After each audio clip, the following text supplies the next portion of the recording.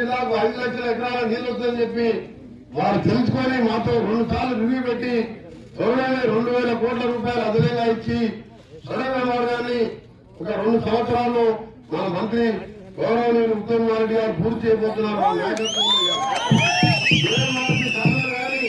ఇంకా రాష్ట్రంలో మిగిలిపోయిన ప్రాజెక్టుల మీద కూడా ప్రత్యేకంగా ఎప్పటికప్పుడు రివ్యూ చేస్తూ ఇలా ఉన్న మంత్రుల ఉన్నాం, ముఖ్యమంత్రి గారు ఒక టీం లాగా పనిచేస్తున్నాం.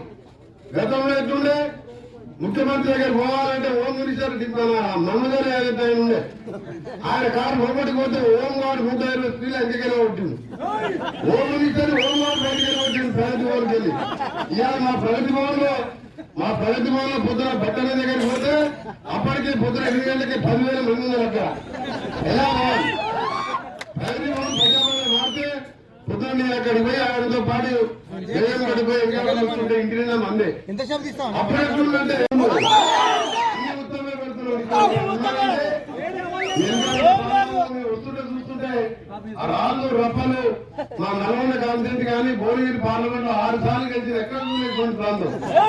ఇంత ఉన్నత ప్రాంతంలో ఈరోజు యాదాద్రి పవర్ ప్లాంట్ రివ్యూ చేస్తున్నాగానే వెంటనే 3,200 ఎకరాలకు నిలిచే నక్కగూడెం ఈ రోజు లిఫ్ట్ ఇరిగేషన్ శంకుస్థాపనకు రావడం, వారు మనం ఆహ్వానించడం నిజంగా మాకు సంతోషంగా ఉంది. ఎంతమంది ప్రాంతానికి ఇప్పటికే వాళ్ళు గతంలో ఎన్నో లిఫ్ట్ ఇరిగేషన్ కానీ రోడ్లు కానీ సబ్ స్టేషన్ కానీ ఏర్పిస్తూ ఇంకా కూడా మిగిలిపోయిన ప్రాంతాన్ని అభివృద్ధి చేయడానికి ఇవాళ వారు అనుకోకుండా ఈ ప్రోగ్రాం మేము అక్కడ ఉంటే ఇక్కడ రావడం చాలా సంతోషం. మేమందరం కలుసుకున్నందుకు మీ అందరికీ కూడా